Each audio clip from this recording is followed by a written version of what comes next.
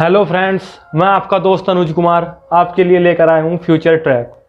और अपनी इस सीरीज में हम कुछ ऐसे इंपॉर्टेंट टॉपिक्स को कवर करेंगे जो हम किताबों से उठाकर अपनी लाइफ में सीखेंगे कि कैसे हम उनका अपनी निजी लाइफ में इस्तेमाल कर सकते हैं। बेसिक से उन टॉपिकों को समझेंगे और ये कोशिश करूंगा मैं अपने लेक्चर में आपको समझाने की कि वे टॉपिक किस तरह से मदद कर सकें हमें अपना जीवन आसान बनाने के लिए और दूसरों के लिए सोचने के लिए। उसी कड़ी में आज हमारा पहला टॉपिक है मूल अधिकार।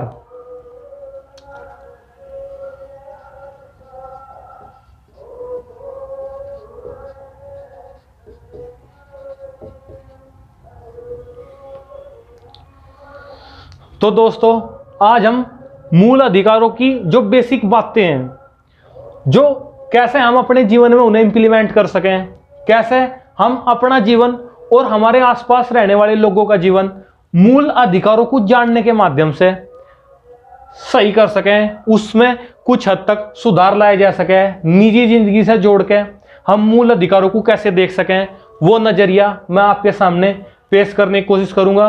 और ये चीजें आपको मूल अधिकारों को समझने के लिए भी बहुत ही हेल्पफुल होंगी।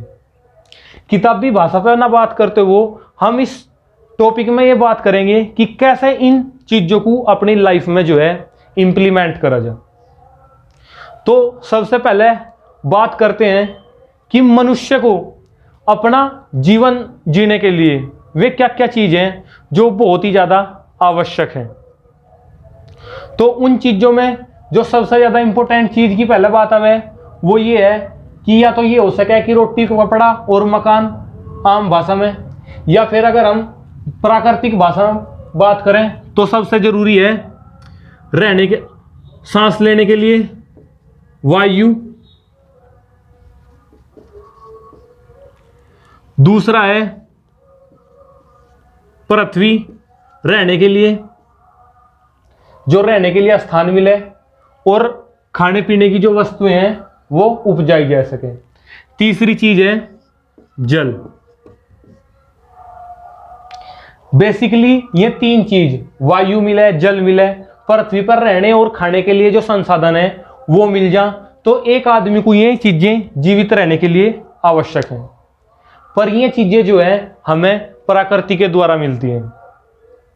पर एक सामान्य आज का जीवन जीने के लिए व्यक्ति को जो है और बहुत सी चीजों की आवश्यकता है जिनके बिना जीवन की कल्पना करना असंभव ही है। जैसे हमें समानता की जरूरत होती है। अगर हमें हर क्षेत्र में समानता ना मिले तो क्या आज का जीवन जो है वो संभव हो पाएगा? यानी हर एक क्षेत्र में अगर किसी को समानता ना मिले, किसी को दूसरा दर्जा प्राप्त हो जबकि वो किसी और दर्जे के लायक हो, तो इस चीज को हम समानता के रूप में देखते हैं। जैसे मनुष्य हैं हम सब, और किसी काम के लिए दो बराबर योग्यताएं रखने वाले मनुष्य में थे, अगर एक को अच्छे पद पर नियुक्ति मिले और दूसरे को कम पद पर नियुक्ति मिले तो ये समानता का जो है उल्लंघन है। या एक के साथ कोई और व्यवहार किया जा और दूसरे के साथ दूसरा व्यवहार किया जा तो यह भी जो है समानता का उल्लंघन है। तो आज के सामान्य जीवन में जो है समानता प्राप्त करना भी एक बहुत इंपॉर्टेंट पहलू है। दूसरी बात है जो सामान्य जीवन की प्रक्रिया के लिए चाहे स्वतंत्रता। अगर हमें कैद करके रखे जा, हमारी आजादी जो है इधर आने जाने की, घूमने फिरने की ना हमें मिले, कोई विचार करने की, बोलने की, या फिर अपने अंदर के विचारों को प्रकट करने की अगर स्वतंत्रता हमें ना मिले, ये चीजें स्वतंत्रता में हमें जब हम अपने व्यवहार को, अपने जीवन को खुल के जी सकें। अगर ये स्वतंत्रता ना मिले तो क्या जीवन संभव होगा? और इससे अगली चीज आवे सम्मान। व्यक्ति को जो है अगर हर तरफ अपमान और शोषण झेलना पड़े, उसे वो सम्मान ना मिले जिसके वो हकदार है व जिसके वो योग्यता रखता है, तो भी क्या है, हमारा जीवन जो है आसान नहीं होगा। चौथी चीज है हमारी संस्कृति, परंपराएं, वो नियम जो हम पहले से फॉलो करते आ रहे हैं, अगर उस प्रक्रिया में कोई बाधा डाल ले या हमें जबरदस्ती कहे कि वो प्रक्रिया छोड़कर जो हमारे पूर्वज शुरू से फॉलो करते आ रहे हम किसी नए नियम पे चलें, तो ये भी जो है हमारे जीने के लिए एक बहुत ही मुश्किल कंडीशन होगी। क्योंकि सभी अपने पर्यावरण में एक प्रक्रिया को फॉलो करने के आदी हो जाएं और उसी में ही जीना जो है सही समझें, तो अगर ये भी ना मिले तो भी चीजें जो है जीवन आसान नहीं होगा। उसके बाद सम्मान के साथ प्यार भी एक ऐसी चीज है, मतलब आपसी व्यवहार, भाई बंधुत्व या फिर प्यार भी ऐसी चीज है एक जो मिलनी बहुत ही आवश्यक है। अगर आपसे कोई प्यार ना करे, आपको किसी के साथ हंसने का, बोलने का और उसके साथ टाइम बिताने का आजादी ना मिले, तो भी जीवन क्या होगा, बहुत ही मुश्किल हो जाएगा। तो सामान्य प्रक्रिया के लिए सिर्फ हमें वायु, जल, पृथ्वी रहने के लिए, खाने पीने के लिए भोजन की आवश्यकता नहीं है, जैसे रोटी, कपड़ा और मकान हुए। उसके साथ साथ जो है ऐसी चीजें, समानता दूसरों के साथ, स्वतंत्रता अपने आप को आगे बढ़ाने खातर, सम्मान, प्यार, सहयोग, भाईचारा की भावना जो है, इन सब का होना भी एक सामान्य जीवन के लिए बहुत आवश्यक है। हम अपनी में प्रक्रिया फॉलो कर सकें जो पीछे से हम फॉलो करते रहे। तो ये चीज तो हमें प्राकृतिक रूप से मिल जाती है, ये चीज नॉर्मली जो है प्राकृतिक रूप से हमें मिल जाए। पर जो बाद की चीज है, स्वतंत्रता, समता या समानता, सम्मान, संस्कृति को बचाने का अधिकार, हमारी सुरक्षा, शोषण के विरुद्ध, ये चीजें हमें प्रकृति नहीं दे पाती। ये हमारी उच्च संस्था, जो भी व्यक्ति किसी भी माहौल में रहेगा उसमें जो उच्च संस्था होगी वो ही इन चीजों को किसी व्यक्ति के लिए निर्धारित कर सकती है। जैसे हमारे भारत में जो है उच्च संस्था हमारी सरकार है, यानी संसद, जो पूरी की पूरी जो है संविधान से संचालित होती है। क्योंकि जब संविधान बनाया जा रहा था तो संविधान निर्माताओं ने भी यह सोचा होगा कि सामान्य मनुष्यों को जो उसकी सामान्य प्राकृतिक आवश्यकताएं हैं उनसे अलग ऐसी भी व्यवहारिक आवश्यकताओं की जरूरत पड़ेगी जिनसे वो अपना सामान्य जीवन जी सके। और यही सामान्य जीवन को जीवाने खातर जो है संविधान में, संविधान के निर्माताओं ने एक अलग भाग जोड़ा जिसे हम कहें मूल अधिकार या फिर मौलिक अधिकार। तो दोस्तों, संविधान के भाग 3 में अनुच्छेद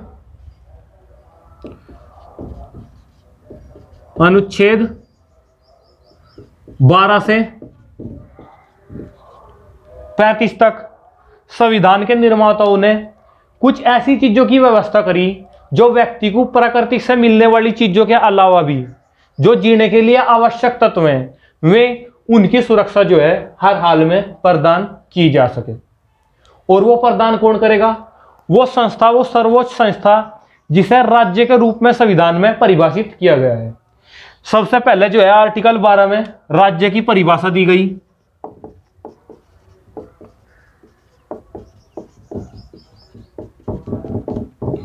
आर्टिकल 12 में जो है राज्य की परिभाषा दी गई, यानी राज्य क्या होगा? जो व्यक्तियों को उनके मूल अधिकार, सामान्य परिस्थितियों में उनके सभी मूल अधिकारों को प्रदान करेगा।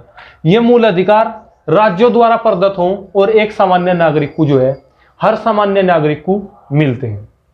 तो राज्य की परिभाषा में जैसे हमारी केंद्र सरकार होगी, राज्य सरकार होगी, और उसके बाद जो है छोटी छोटी जो संस्थाएं हैं या फिर हमारी पंचायत, ग्राम पंचायत, ब्लॉक, जिला पंचायत, नगर पालिका और भी जितने संस्था जो सरकारी हैं या फिर निजी संस्था, सभी के को जो है राज्य के अंतर्गत रखा गया है।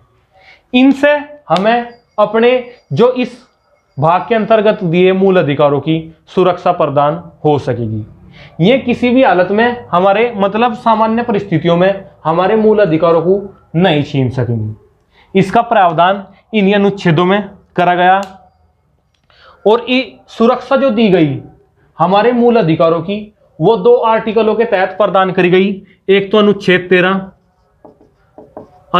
13 जो ये क्या है कि वे विधियां जो हमारे मूल अधिकारों का किसी भी प्रकार से हनन करती हूं, जो इस भाग में अधिकार दिए मूल अधिकारों का किसी भी रूप में हनन करती होंगी, उस सीमा तक स्वतः शून्य समझी जाएंगी।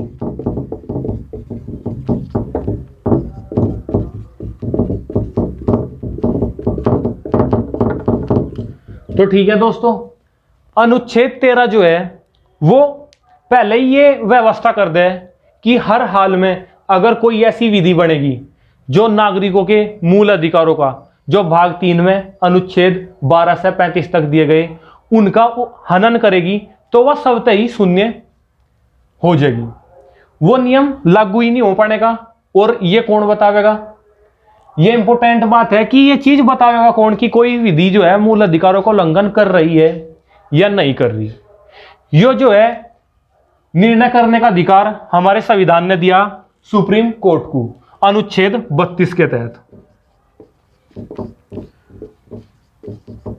दोस्तों अनुच्छेद 13 और अनुच्छेद 32 जो है किसी भी नागरिक को उसके मूल अधिकारों के उल्लंघन पे, अगर किसी भी नागरिक के मूल अधिकारों का उल्लंघन हो रहा तो अनुच्छेद 32 उसे अधिकार दे जो संवैधानिक उपचारों के अधिकार के अंतर्गत आवे कि हम अपने अधिकारों के उल्लंघन होने पे जो है सीधे सुप्रीम कोर्ट जा सकें।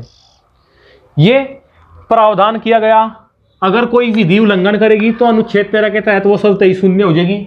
और अगर कोई संस्था जो है फिर भी उसके पश्चात भी मूल अधिकारों का किसी प्रकार से हनन कर रही तो हमें आर्टिकल 32 के तहत सीधे सुप्रीम कोर्ट जाने का अधिकार है। हम अपने मूल अधिकारों के उल्लंघन के साथ सीधे सुप्रीम कोर्ट जाएंगे और सुप्रीम कोर्ट जो है संविधान ने हमारे मूल अधिकारों का संरक्षक घोषित किया है।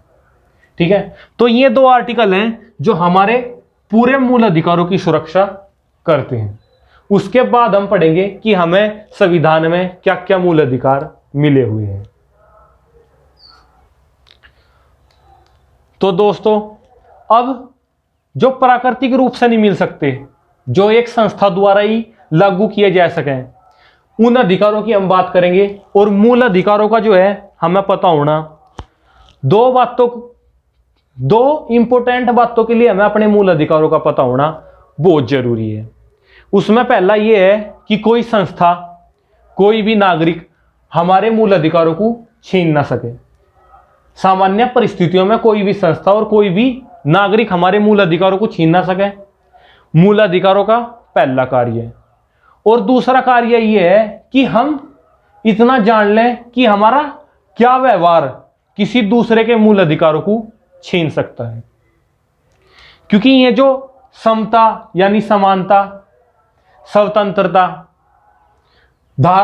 शोषण के विरुद्ध अधिकार या फिर धार्मिक अधिकार या फिर सांस्कृतिक अधिकार जो हमें मिले हुए हैं वो हमें तो मिल ही रहे ये जानने खातर कि कोई संस्था या व्यक्ति हमारे न छीनने, पर इनका एक इंपॉर्टेंट रोल ये भी है क्योंकि हम अपने निजी व्यवहार में दिन में ऐसी बहुत से कार्य करें जिनसे दूसरों के मूल अधिकार रोका हम ना अनजाने में ही छीन लेते हैं किसी न किसी तरीके से। अगर ध्यान से समझोगे तो पता लग जाएगा कि हम रोज के व्यवहार में दूसरों के मूल अधिकारों को कैसे छीन लेते हैं, चाहे वो धर्म के नाम पे भेदभाव करके हो, जाति के नाम पे हो, स्त्री या पुरुष के नाम पे भेदभाव करके हो। पहले ये जान लो कि क्या क्या मूल अधिकार हैं। हम 2 वे में पढ़ेंगे, एक तो कोई हमारे ना छीन सके, दूसरा ये कि हम किसी और के ना छीन लें। ठीक है, तो सबसे पहला हमारा अधिकार है जो समता के अधिकारों के अंतर्गत आते हैं। यानी ये जो मूल अधिकार है वो हमारे समाज में समता स्थापित करे। दो चीज हुए, एक समानता हो, समानता जब किसी भी आधार पर जो है भेदभाव ना किया जा सकता हो, यानी चाहे स्त्री हो या पुरुष हो, विकलांग हो या फिर ठीक व्यक्ति हो, सबको में अगर एक जैसी विधियां एक जैसा व्यवहार लागू हो तो वो समानता कहलावे। पर जब हम समता की बात करें तो समता कहलावे जब कोई विकलांग, कोई शोषित, कोई कमजोर, स्त्री या पुरुष की स्थितियों के आधार पर हम ये देखें कि किसके लिए क्या बेहतर रहेगा और उसे वे सुविधाएं प्रदान करी जा, तो ये चीजें समता कहलावे। समता और समानता का बेसिक फर्क अगर आप समझ गए हो तो इस जो समाज में समता स्थापित करें, यानी स्त्रियों पुरुषों के बीच, दो धर्म के लोगों के बीच, विकलांगों के और जो सही हैं उनके बीच, हर एक वर्ग के, चाहे वो शोषित वर्ग हो, शिक्षित हो या अशिक्षित हो, गरीब हो या अमीर हो, उनके मध्य जो है समानता स्थापित करें ये अधिकार। इसीलिए इन्हें समता के अधिकार के भाग के अंतर्गत रखा गया और ये है आर्टिकल 14 से लेकर 18 तक। तो 14 से लेकर 18 तक जो मूल अधिकार दिए गए हैं वो समाज में समता स्थापित करने के लिए हैं। जैसे जो अनुच्छेद 14 है, जो अनुच्छेद 14 है उसमें दो बातों का विवरण किया गया है। विधियों के समक्ष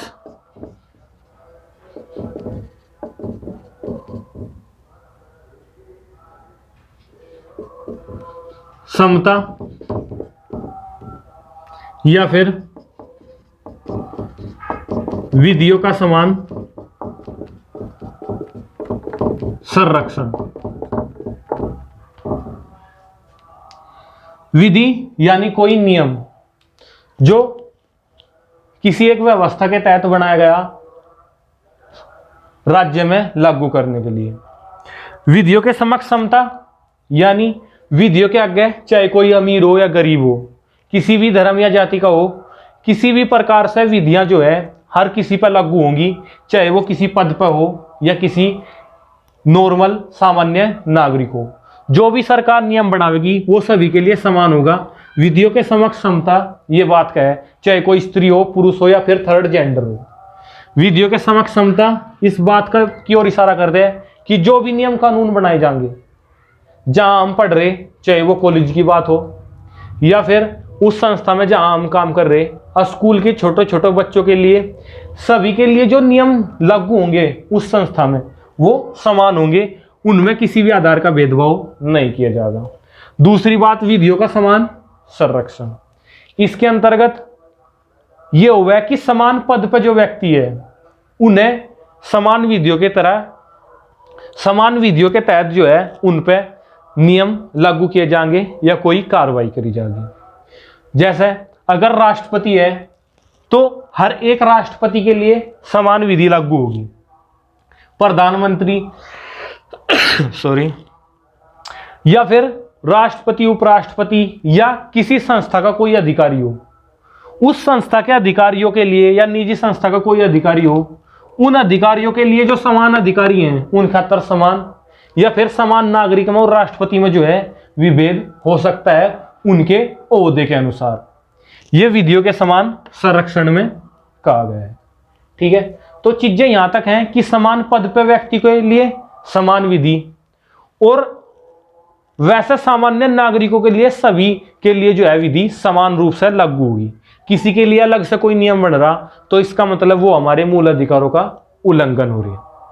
ठीक है, कहीं किसी को ज्यादा कोई अधिकार दे रहा या फिर किसी योग्यता के उस पर, अगर आपकी योग्यता किसी वो चीजें आगे आएंगी पर विधियां जो हैं सभी के लिए समान होंगी, इस बात को हम ध्यान रखेंगे। समानता के तहत जो है अगला अनुच्छेद है अनुच्छेद 15।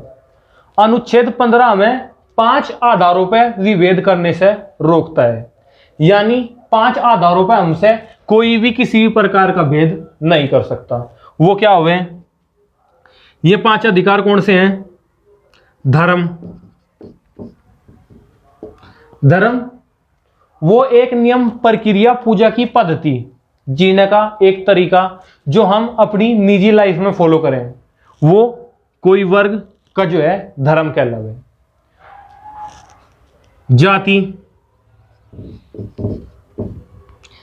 धर्म के अंतर्गत जो है किसी एक विशेष व्यवस्था के अंतर्गत अलग अलग समूह को स्थापित करा गया, तो उन समूह को जो है जाति कहा जा। जैसे हिंदू धर्म में जाति है, अक्षत्रिय है, ब्राह्मण है, वैश्य है, शूद्र है। या फिर मुस्लिम धर्म में शिया और सुन्नी है। इसी प्रकार अलग अलग वर्ग जो है अलग अलग धर्म में जाति के रूप में परिभाषित है। तो धर्म के आधार पर भेदभाव चरम पे है आजकल, ठीक है। तो धर्म के आधार पर जो है भेदभाव का विभेद करें, अनुच्छेद 15। तो ऐसा हो कि हम किसी व्यक्ति के साथ धर्म के आधार पर कोई भेदभाव ना करें, चाहे वो हिंदू, मुसलमान, सिख या ईसाई हो, वो कोई बच्चा है छोटा सा या फिर बड़ा हो, हर को ये सीखना चाहिए कि हमें जो है धर्म के आधार पर विभेद आर्टिकल 15 का उल्लंघन है। इसी प्रकार जाति के आधार पर छोटी और बड़ी जाति कोई नहीं होती, हर एक काम जो है अपने आप में बराबर है। एक सफाई करने वाला जो सफाई कर्मचारी है, जो देश की सेवा सफाई करके कर रहा, और एक जो किसी बड़े ओहदे पे है, एक IAS PCS अधिकारी है, या फिर आर्मी में है, या फिर पुलिस में है, या फिर कोई नेता है, ये सब जो है देश की सेवा कर रहे हैं। क्योंकि जातियां जो है पहले कर्म के आधार पर डिसाइड करी गई थी। किसी काम को छोटा मानेंगे और उसे करने वाले लोग छोटी जाति के, और कोई काम अगर हमने बड़ा मान लिया तो उसे करने वाले लोग बड़ी जाति के। पर ऐसा कुछ नहीं है, हर एक व्यक्ति जो है देश की सेवा कर रहा, वो चाहे छोटा से छोटा मानने वाले लोग, जो सफाई कर्मचारी को छोटा मानना, वो छोटा नहीं है, वो भी बराबर का हकदार है। जो आर्मी में सेवा कर रहे या फिर पुलिस में सेवा दे रहे, IAS IPS ऑफिसर है, सिर्फ ये है कि उन्होंने ज्यादा मेहनत करके उनके ऊपर काम का भार ज्यादा है, और वो ऐसे काम करे जो समाज को प्रभावित करें, तो पर उस स्तर तक नहीं। तो ये चीज है। पर काम के आधार पर किसी को छोटा बड़ा देखना या जाति के आधार पर किसी को छोटा बड़ा देखना, ये चीज जो है हमारे संविधान के अनुच्छेद 15 का उल्लंघन है। दूसरी बात, धर्म, जाति, मूल वंश। मूल वंश जैसे बड़े बड़े वंश चलते आए यहां राजा महाराजाओं के, प्राचीन काल से मौर्य वंश, गुप्त वंश, शुंग वंश, उसके बाद मुगल काल आया, कहीं गुलाम वंश था, खिलजी वंश, और ऐसे ही बहुत सारे वंश हैं जिनके आधार पर राजपूत वंश है। राजपूतों में चौहान, परामर, ये चीजें हैं। तो इन चीजों के आधार पर, जाट के आधार पर, अगर कोई ये कह रहा कि हमें अलग से कोई कंडीशन चाहिए इस देश में, हमें कोई अलग से प्रायोरिटी चाहिए इस आधार पे कि हमारे पूर्वज जो है इस वंश से जुड़े हुए हैं, तो ये चीज नहीं मिल सकती। इस आधार पे जो है हम भेदभाव नहीं कर सकते। पर सबसे ज्यादा जो है आजकल फेसबुक पे जो है इन्हीं चीजों को आधार मान के अपने आप को बड़ा दिखाना या किसी दूसरे को छोटा दिखाना आम बात है, जबकि संविधान का अनुच्छेद 15 जो है इस बात को बिल्कुल भी नकारता है। ये किसी के मूल अधिकारों का उल्लंघन करना है। अगर आप किसी के धर्म, जाति या फिर मूल वंश के आधार पर उसे नीचा दिखा रहे या कमजोर समझ रहे, तो ये आर्टिकल 15 के हिसाब से जो है सही नहीं है। जो हमारे संविधान का उल्लंघन है, उसके मूल अधिकार हम छीन रहे। जब हम अपने जाति को, अपने धर्म को या अपने मूल वंश को बड़ा दिखाएगा, किसी को छोटा महसूस करवाने की कोशिश कर रहे, तो इसका मतलब है कि हम उसके मूल अधिकार को छीन रहे हैं। तो हमें ऐसा नहीं करना। उसके बाद है लिंग। लिंग यानी स्त्री पुरुष या फिर थर्ड जेंडर जो तीसरी व्यवस्थाओं में आवे हैं, जो समाज में जो है जिन्हें बराबर का दर्जा नहीं दिया जाता, स्त्रियों को पुरुषों के बराबर दर्जा नहीं दिया जाता, उन्हें ना तो हर एक काम करने की आजादी है, ना अपनी जिंदगी को खुल के जीने की आजादी है। तो स्त्रियों को लिंग के आधार पर जो भेदभाव हुआ है, या फिर तीसरा समाज जिन्हें हम हिजड़े कम है, उनका मजाक बनाया जा, सिर्फ गाने बजाने के रूप में उन्हें देखा जाए, किसी भी क्षेत्र में उन्हें जो है बराबरी करने का अधिकार नहीं है। ना तो वे स्कूल कॉलेजों में पढ़ सकते, ना किसी जॉब पर लग सकते। तो ये चीज जो है आर्टिकल 15 का उल्लंघन है। हमें ऐसा नहीं करना चाहिए कि हिजड़े अरे और उनका मजाक बने रहे। किसी महिला को, स्त्री को कमजोर समझ के उसके अधिकारों को छीनना, यह कहना कि आप घर के बाहर का कोई काम, कोई नौकरी ऐसी है जो स्त्री होने के आधार पर आप कर नहीं सकते, यह आर्टिकल 15 का उल्लंघन है, जो हमें ना सहना चाहिए। अगर कोई स्त्री है उसे ध्यान रखना चाहिए कि जो उसके मन में रहा, जो उसे करना है, भले ही वो पुरुषों का काम लगता हो, वो कर सकती है, और संविधान का अनुच्छेद 15 से पूरा पूरा अधिकार देवे। ठीक है, तो लिंग के आधार पर भेद, और अगला है जन्म स्थान के आधार पर भेदभाव का निषेध। जन्म स्थान के आधार पर कैसे? अगर उत्तर प्रदेश में कोई बिहार से रहा तो हम उसे बिहारी कह के चिढ़ाएंगे, या फिर कोई पहाड़ी क्षेत्रों से जन्म लेकर यहां रहा तो उन्हें अक्सर पहाड़ी कहा जा।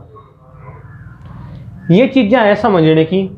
जब हम किसी के जन्म स्थान को लेकर उसे किसी काम करने खातर, या तो उसके खातर कोई अलग काम डिसाइड करेंगे कि जो बिहारी है वो यहाँ का फसल ही लगावेंगे, या उनका मजाक बनावेंगे, ये चीजें जो है अनुच्छेद 15 का उल्लंघन है। यानी धर्म, जाति, मूलवंश, लिंग, जन्म स्थान के आधार पर भेदभाव जो है वो हमारे मूल अधिकारों का उल्लंघन है। ना हमें किसी के द्वारा ऐसा कोई भेदभाव सहन करना है, और ना हमें किसी के प्रति ऐसी भावना रख के उसका अपमान करना।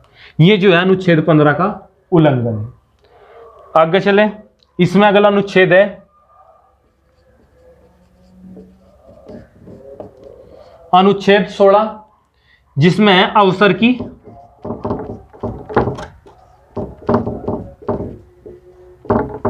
समता।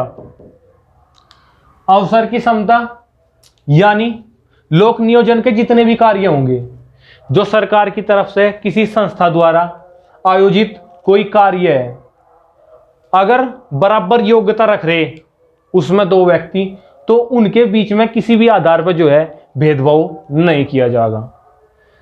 बराबर योग्यता रखने वाले किसी भी व्यक्ति को इस आधार पर कि धर्म, जाति, मूलवंश, लिंग या किसी अन्य आधार पर जो है भेदभाव नहीं किया जाएगा। जो उसमें योग्यता होगी, लोक नियोजन के अवसर में सबको भागीदारी जो है सुनिश्चित होगी। जैसे कुछ पोस्ट में जो सिर्फ लड़कों के लिए हुए हैं या लड़कियों के लिए, जो थर्ड जेंडर का ऑप्शन हो वो बहुत ही कम पोस्टों में हो, पर यह चीज है कि वो गलत है। अनुच्छेद 16 के तहत अधिकारों का जो है उल्लंघन है।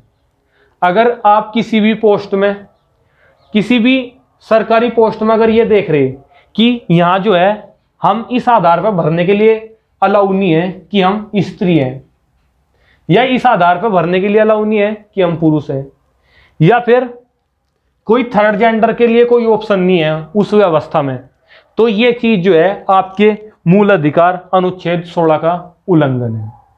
ठीक है, इसके खिलाफ आप सुप्रीम कोर्ट जा सकें, और ये किसी भी रूप में जो है बर्दाश्त करने योग्य नहीं है। तो इसके बाद जो है अगला अनुच्छेद है अनुच्छेद 17, अस्पृश्यता का अंत। अस्पृश्यता जो है समाज में एक प्रकार की बीमारी थी, जब एक विशेष जाति को, किसी एक विशेष कार्य करने वाले को जो है इस आधार पर कि उसका कार्य दूसरों को अच्छा नहीं लगा था, अस्पृश्य घोषित कर दिया गया था, जिन्हें दूसरी जाति के या दूसरे लोग जो है छूने से इनकार करते थे। तो ये चीज बड़े पैमाने पर उस टाइम थी जब संविधान तैयार हो रहा था। तो उसके लिए जो है अस्पृश्यता का पूरी रूप से अंत कर दिया गया था कि किसी भी व्यक्ति को उसके किसी काम के आधार पर कोई छूने से, अपने यहाँ पे उसे किसी ढाबे में खाना खाने से या फिर पानी पीने से कहीं कोई भी किसी प्रकार की रोक टोक अनुच्छेद 17 का उल्लंघन है। उसका मूल अधिकार है कि हम किसी ऐसे आधार पर किसी आदमी को अस्पृश्य घोषित ना करें। सभी के साथ प्यार की भावना और अस्पृश्यता का जो है अंत अनुच्छेद 17। उसके बाद है अनुच्छेद 18 उपाधियों का अंत। पहला क्या था, राजा महाराजा जितने भी बड़े अधिकारी थे वो एक खास उपाधि को ग्रहण कर रहे थे। वो खास उपाधि के होने की वजह से उन्हें समाज में जो है एक अलग स्थान, एक अलग दर्जा दिया जाता जो समानता के अधिकार के विरुद्ध था। अगर आपको कोई उपाधि मिल रही तो उसका प्रयोग आप किसी को नीचा दिखाने के लिए या किसी का अपमान करने के लिए नहीं कर सकते। वो सिर्फ एक योग्यता है जो आप में है, पर यह नहीं है कि उसके आधार पर आपको कोई विशेष अधिकार दिए जाए। तो ये चीज है। इन उपाधियों में उपाधि फिलहाल भी दी जा, जो सेना विधि के अंतर्गत कोई उपाधि दी जा, या राष्ट्रपति द्वारा भारत रत्न, पद्मश्री, ये भी 18 के अंतर्गत उपाधियां ही हैं। पर ये इन्हें छोड़ के दूसरी जो पहले से चलती आ रही उपाधि थी उनका अंत कर दिया गया। इसमें भी सुप्रीम कोर्ट ने ये कंडीशन दी कि अगर ये भी उपाधियां किसी को मिलेंगी, पद्म विभूषण, पद्म भूषण, भारत रत्न या फिर सेना मेडल, परमवीर चक्र, ये उपाधियां हैं, अगर ये भी किसी को मिलेंगी तो वो अपने नाम के आगे लगा के किसी दूसरे को ये नहीं दिखा सकता कि मैं आपसे किसी स्तर पे बड़ा हूं और आप छोटे हैं। ये सारे भेदभाव को मिटाने खातर ये आर्टिकल जो है संविधान में रखे गए। अनुच्छेद 14 से लेकर 18 तक, चाहे वो विधियों के समक्ष समानता या संरक्षण की बात हो, चाहे वो धर्म, जाति, लिंग, जन्म स्थान और मूल वंश के आधार पर विभेद का बात हो, या फिर वो बात हो अवसर में समानता की, अस्पृश्यता का अंत हो, या फिर उपाधियों का अंत, हर चीज एक चीज स्थापित कर रही समाज में समानता। और समाज में समानता ही जीने के लिए बहुत आवश्यक है। हम ये करें कि कोई किसी आधार पर हमारी समानता को छीन ना सके। हम लड़के हैं, हम लड़कियां हैं, हम गरीब हैं, हम अमीर हैं, या फिर हम किसी विशेष जाति से संबंधित हैं, इस आधार पर ना तो हमें कोई विशेष स्थितियां मिले, ना हम किसी के विशेष अधिकारों को छीन लें। अपने नाम के आगे अपनी जाति वंश का नाम लगा के दूसरे को नीचा दिखाना, या फिर अपने आप को पुरुष समझ के औरतों पर अत्याचार करना, या फिर अपने किसी बड़े काम, जो हमने कोई महत्वपूर्ण काम करा, उसके आधार पर किसी ऐसे आदमी का अपमान करना जो सामान्य नागरिक है। ये चीजें क्या है, समानता के अधिकार के विरुद्ध है। गरीबों के लिए अलग नियम, अमीरों के लिए अलग नियम, किसी जाति विशेष के लिए अलग नियम, किसी धर्म विशेष के लिए अलग नियम, ये चीज जो है हमारी समानता के अधिकार के खिलाफ है। और समानता का अधिकार आर्टिकल 14 से 18 तक मूल अधिकारों के भाग 3 में जो मूल अधिकार दिए गए हैं उनमें समानता स्थापित करने के लिए दिया गया। और हमारा भारत के नागरिक होने के नाते ये अधिकार हमें मिले कि हमारी सबसे समानता हो, और ये जिम्मेदारी हमें मिले कि हम किसी की समानता का उल्लंघन भी ना करें, सबको अपने बराबर समझें, और एक मानव होने के नाते सबसे प्रेम भावना से, भाईचारे की भावना से व्यवहार करें, जिससे वो अपने आप को छोटा ना समझे। ठीक है, अगर इतनी बात समझ लोगे तो जीवन बहुत ही आसान हो जाएगा, क्योंकि ये चीजें जो है बहुत ज्यादा गहरी होती जा रही टाइम के साथ, जैसा जैसा इनमें राजनीति घुसती जा रही है। चाहे वो धर्म हो, जाति हो, लिंग हो, जन्म स्थान के आधार पर भेद राजनीति के आधार पर आज बहुत ही चरम सीमा पे है, और हम सबको इसे समझने की जरूरत है। ठीक है, तो दोस्तों हम ऐसे ही छोटे छोटे पार्ट्स में मिला के समझेंगे कि कैसे हम चीजों को, मूल अधिकारों को जाने, कैसे किसी और के मूल अधिकारों को न छीनना है, समाज में हम कैसे इन चीजों को स्थापित करें, ये चीज जानेंगे। और अगले छोटे छोटे लेक्चरों में जो है मैं हर एक प्रकार के अधिकारों को कंप्लीट करूंगा।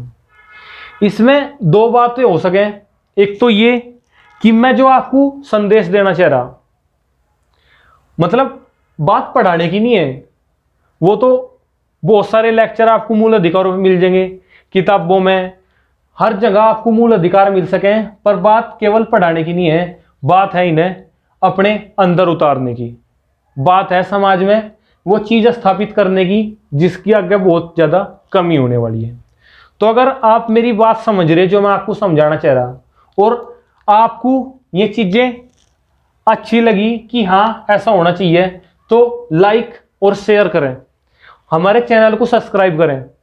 और अगर आपको लगे कि जो मैं आपको बात कहना चाह रहा, मेरी बात में कोई कमी है या मैं कहीं कुछ गलत चीज आपको बता रहा, तो हमें कमेंट अवश्य करें ताकि हम अपने अगले लेक्चर में उन चीजों को सुधार कर सकें। मेरा यह प्रयास कि हर एक टॉपिक को निजी जिंदगी से जोड़ के समाज को एक सही राह दिखाना निरंतर जारी रहेगा। Thank you very much.